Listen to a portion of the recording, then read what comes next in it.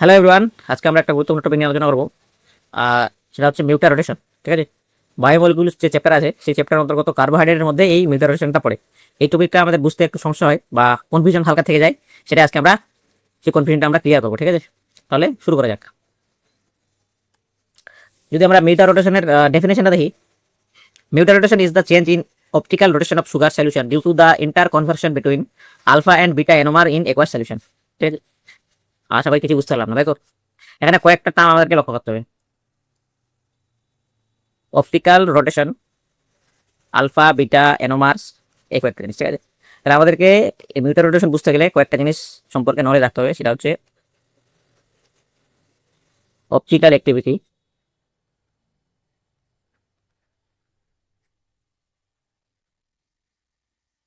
2 নম্বর alpha and beta glucose, আর 3 নম্বর হচ্ছে এনোমার্স। এই তিনটা জিনিস আমরা বুঝতে পারলে মিউটার রোটেশনটা সহজে বুঝতে পারবো। তাহলে যেহেতু আমরা কার্বোহাইড্রেট চ্যাপ্টারটা পড়ছি এবং কার্বোহাইড্রেটের মধ্যে মিউটার রোটেশনটা আছে, তাহলে কার্বোহাইড্রেটের ডেফিনেশনে আমরা এই অপটিক্যাল অ্যাক্টিভিটিটা ভালো করে বুঝতে পারবো। ঠিক আছে, তাহলে ওটাই আমরা দেখি আগে। কার্বোহাইড্রেটের যদি আমরা ডেফিনেশনটা দেখি, প্রথমে লেখা আছে optically active polyhydroxy derivative of aldehyde and ketone. Polyhydroxy মানে more than one OH group থাকবে কার্বোহাইড্রেটের মধ্যে, derivative of aldehyde and ketone, aldehyde থাকবে এবং কিটোন থাকবে। ঠিক আছে, এই পার্টটা বুঝতে পারছি, কিন্তু এই টপিকটা আমাদের একটু ভালো করে বুঝতে হবে। অপটিক্যাল অ্যাক্টিভিটি মানে কি? ঠিক আছে, অপটিক্যাল অ্যাক্টিভিটি মানে হচ্ছে, ধরো তোমার কাছে একটা সলিউশন আছে, সলিউশনটা হচ্ছে কার্বোহাইড্রেটস এর solution, solution of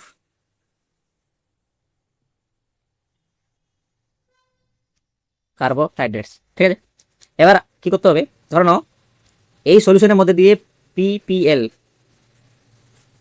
plane polarise light pass করাতে হবে। পিপিএল লাইট মানে কি?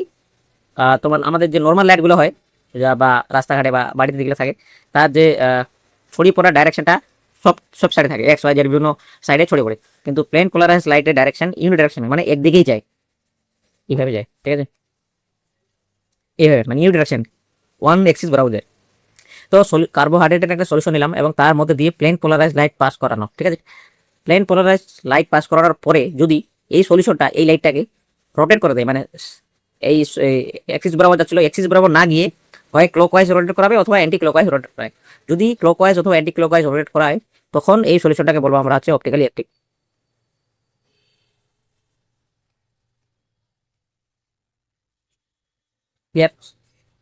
যেহেতু লেখা আছে কার্বোহাইড্রেট হচ্ছে অপটিক্যালি অ্যাক্টিভ, তার মানে কার্বোহাইড্রেটের সলিউশন এই প্লেন পোলারাইজ লাইটটাকে ক্লকওয়াইজ অথবা অ্যান্টি ক্লকওয়াইজ রোটেট করাতে পারে, ওই জন্য এটা হচ্ছে অপটিক্যালি অ্যাক্টিভ কম্পাউন্ড। তাহলে অপটিক্যালি অ্যাক্টিভ জিনিসটা কি, ওটা ক্লিয়ার হলো।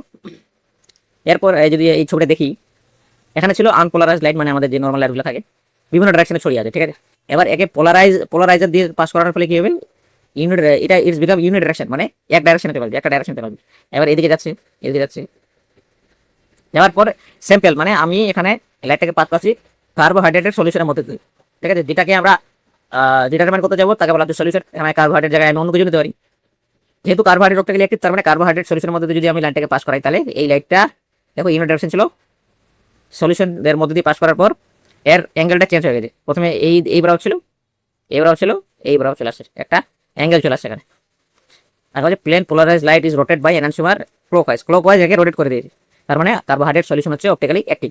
ঠিক, অপটিক্যালি অ্যাক্টিভ জিনিসটাকে ক্লিয়ার হলো, তাই তো? তাহলে এই পার্টটা ক্লিয়ার। এবার আমাকে জানতে হবে আলফা অ্যান্ড বিটা গ্লুকোজ। ঠিক আছে,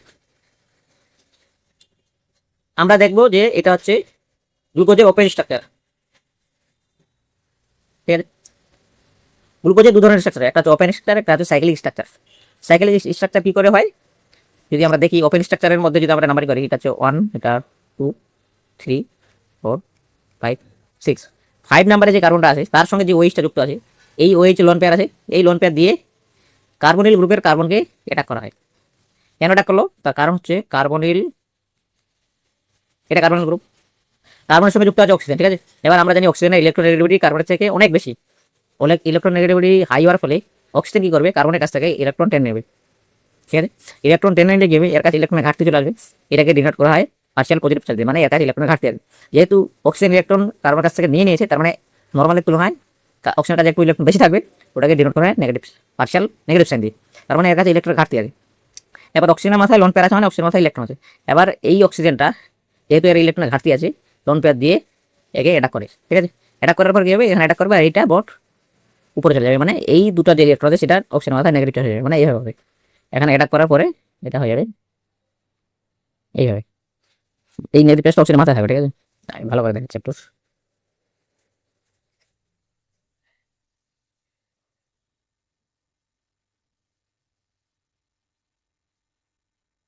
তাহলে এখানে আছে যুক্ত হলো কি অক্সিজেন,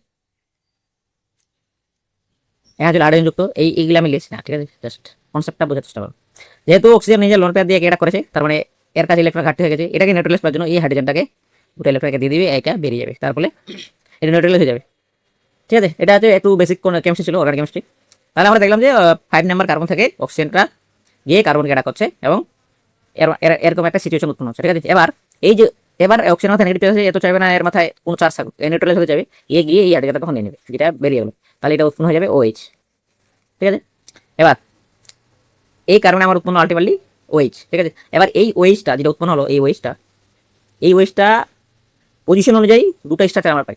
যদি OH-টা ডান দিকে আসে, এদিকে যেমন ডান দিকে আসে, যদি আমরা ডান দিকে লিখি তাহলে সেটাকে বলবো বিটা বিটা গ্লাইকোপাইরানোজ বলা হয়। কেন ওটা অন্য কোনো ভিডিওতে আলোচনা করবো। তাই সেটা দেখো, এটা হচ্ছে যেটা বলে বিটা গ্লুকোজ, কেন, কারণ OH-টা ডান দিকে আছে বলে বিটা গ্লুকোজ। এবার OH-টা যদি বাঁ দিকে থাকে, এই যে OH-টা বাঁ দিকে আছে, তাহলে এটাকে বলবো আলফা গ্লুকোজ, ঠিক আছে। তার মানে আমি শুধুমাত্র একটা কার্বনের জন্য আমি দুটো স্ট্রাকচার পাচ্ছি, একটা আলফা একটা বিটা, শুধুমাত্র একটা কার্বন, বাকি সব সেম আছে। শুধুমাত্র এই কার্বনটার জন্য C1 কার্বনের জন্য আমি দুটো আলাদা আলাদা স্ট্রাকচার পাচ্ছি, একটা হচ্ছে আলফা একটা হচ্ছে বিটা। এই কারণে এই C1টাকে বলা হয় এনোমার, ঠিক আছে। এনোমার কি, শুধুমাত্র একটা পজিশনের জন্য আমরা দুটো আলাদা আলাদা স্ট্রাকচার পাচ্ছি, এই জন্য একে বলা হয় এনোমার। তাহলে আমরা যদি আমাদের যে কনফিউশনগুলো ছিল, অপটিক্যাল অ্যাক্টিভিটি ক্লিয়ার হয়ে গেছে, আলফা ডি গ্লুকোজ কি ক্লিয়ার হলো, এনোমার কি সেটাও ক্লিয়ার হলো, ঠিক আছে। এবার alpha D glucose beta D glucose clear হলো। এবার হচ্ছে অপটিক্যাল রোটেশন ভ্যালুজ অফ, এটা এই বিষয়টা আপনি জানতে হবে। এটা জানতে পারলে আমাদের আজকের যে টপিক সেটা বুঝতে আমাদের সুবিধা হবে। আলফা ডি গ্লুকোজের আমরা দেখছি অপটিক্যাল রোটেশন ভ্যালু হচ্ছে 112 ডিগ্রি, এটাকে অনেক রিলেশন থাকে 111 ডিগ্রি, সেটা কনফিউশন করার কোনো প্রয়োজন নেই। বিটা ডি গ্লুকোজের ভ্যালু হচ্ছে 90 ডিগ্রি। এই ভ্যালুগুলোর মানে কি, এই ভ্যালুগুলোর মানে হচ্ছে সিম্পল, ধরো না তোমার কাছে একটা সলিউশন আছে alpha D glucoses, alpha D গ্লু, ঠিক আছে। এবার এর মধ্যে যদি আমি পিপিএল লাইট পাস করাই, এই সলিউশনটা এই পিপিএল লাইটটাকে 112 ডিগ্রিতে ক্লকওয়াইজ রোটেট করে দেবে, বুঝলাম। এই সলিউশনটা প্লেন পোলারাইজ লাইটটাকে 112 ডিগ্রি ক্লকওয়াইজ রোটেট করে দেবে, ক্লিয়ার। সেম ভাবে বিটা ডি গ্লুকোজের যদি একটা সলিউশন থাকে, এর মধ্যে যদি আমি পিপিএল লাইট পাস করাই, সেম ভাবে এই সলিউশনটা পিপিএল লাইটটাকে ক্লকওয়াইজ 90 ডিগ্রি রোটেট করাবে। এই ভ্যালুগুলোর মানে হচ্ছে এটা, ঠিক আছে, ক্লিয়ার হলো। তাহলে এবার আমাদের একটা লেখা আছে equilibrium mixture of 50, equilibrium mixture হচ্ছে প্লাস 52.7 ডিগ্রি, ঠিক আছে। এইটা বুঝতে পারলে মেটার রোটেশন কি ক্লিয়ার হয়ে যাবে। তার মানে এইটা আমরা এখন বুঝি, ঠিক আছে। এটা বুঝতে গেলে অন্য কাজে যাচ্ছি।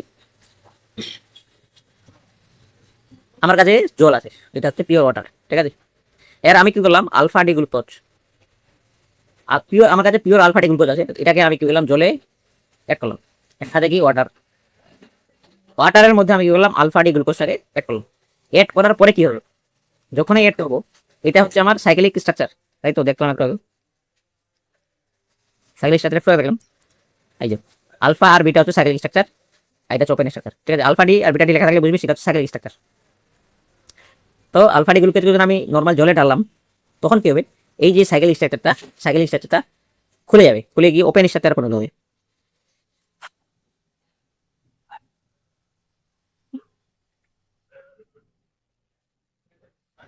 ঠিক আছে, তার মানে যখনই আমি একটা জলের মধ্যে আলফা ডি গ্লুকোজটাকে ঢাললাম, তখন যে সাইক্লিক স্ট্রাকচার ছিল সেটা খুলে গিয়ে ওপেন স্ট্রাকচারে পরিণত হবে। মানে সিম্পলি এই যে স্ট্রাকচারটা ছিল, এটা স্ট্রাকচার ছিল, এই স্ট্রাকচারটা কনভার্ট হবে এই স্ট্রাকচারে, মানে এখান থেকে এখানে চলে আসবে জলে অ্যাড করার পর, ঠিক আছে।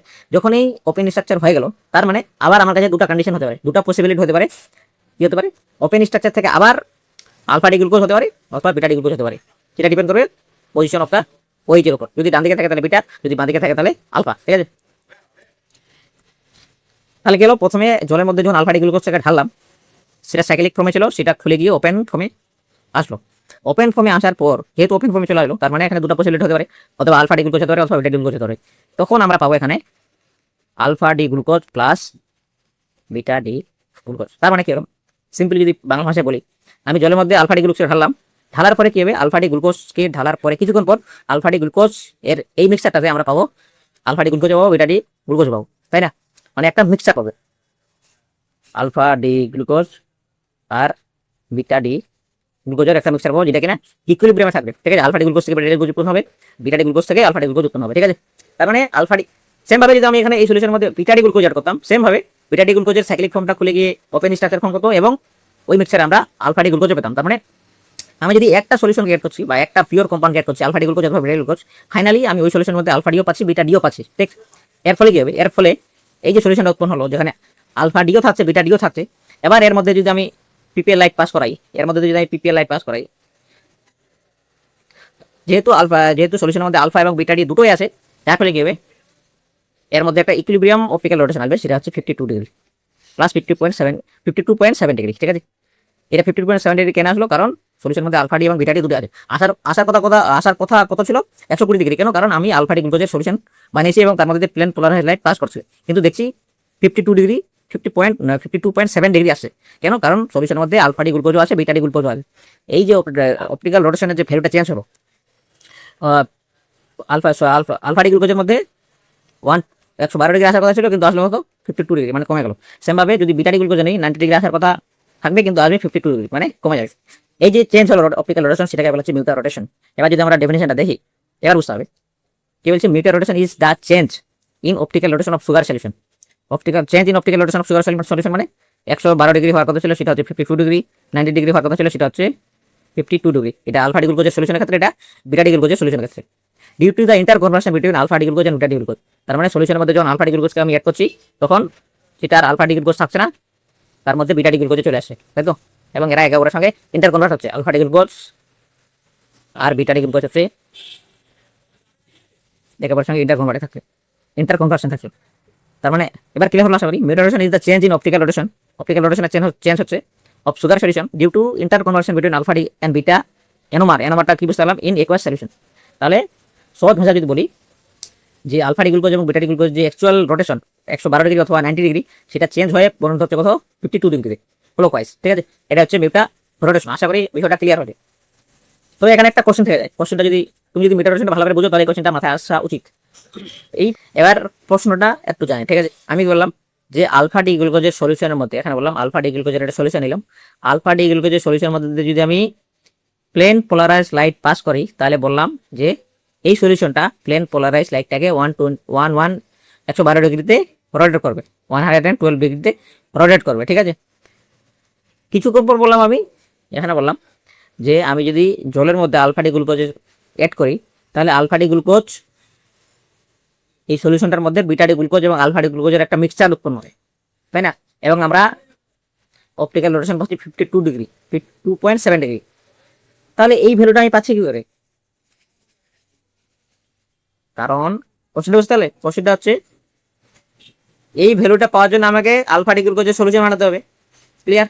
কিন্তু আলফা ডি গ্লুকোজের সলিউশন বানালেই তো আলফা ডি আর বিটা ডির মিক্সচার চলে আসছে। তাহলে ওই ভ্যালুটা 112 ডিগ্রিটা আমি পাচ্ছি কি করে, তাই না? আলফা ডি গ্লুকোজের সলিউশন বানাবো কি করে? জলের মধ্যে অ্যাড করবো, আলফা ডি গ্লুকোজটাকে জলের মধ্যে অ্যাড করবো, আলফা ডি গ্লুকোজের সলিউশন হয়ে যাবে। সেম ভাবে এখানে দেখলাম যে এখানে আমি আলফা ডি গ্লুকোজ অ্যাড করে আলফা ডি গ্লুকোজের একটা সলিউশন বানিয়েছি এবং ভ্যালু পাচ্ছি 112 ডিগ্রি। কিন্তু প্রশ্নটা এটাই যে আলফা ডি গ্লুকোজকে জলে ঢাললে আলফা ডি গ্লুকোজ এবং বিটা ডি গ্লুকোজের মিক্সচার চলে আসছে এবং ভ্যালুটা আসছে 52 ডিগ্রি। তাহলে এই ভ্যালুটা আমরা পেলাম কিভাবে? এই ভ্যালুটা আসলো কোথা থেকে? এটা হচ্ছে কোশ্চেন, তাই তো? যদি এই কোশ্চেনটা অ্যান্সার নিতে চাও, আচ্ছা, তাহলে এতক্ষণ ধরে যেগুলো প্রসেস বললাম আমি, স্টেপ ওয়াইজ প্রসেস, মানে কি কি হচ্ছিল? আলফা ডি গ্লুকোজ থেকে রোটেশন, যা রোটেশন ছিল 112 ডিগ্রি, সেটা ডিজলভ হচ্ছে জলে, রিং ওপেন্স হচ্ছে, হোমস ওপেন চেইন স্ট্রাকচার, আবার রিক্লোজ হচ্ছে মিক্সচার অফ আলফা ডি এবং বিটা ডি গ্লুকোজ পাচ্ছি, এবং ফাইনাল আমরা রোটেশন পাচ্ছি 52 ডিগ্রি, 52.7 ডিগ্রি। এটা আলোচনা হলো। আর যদি আমরা কোশ্চেনের অ্যান্সারটা দিতে যাই, তাহলে কি হবে? ধরো না তোমার কাছে একটা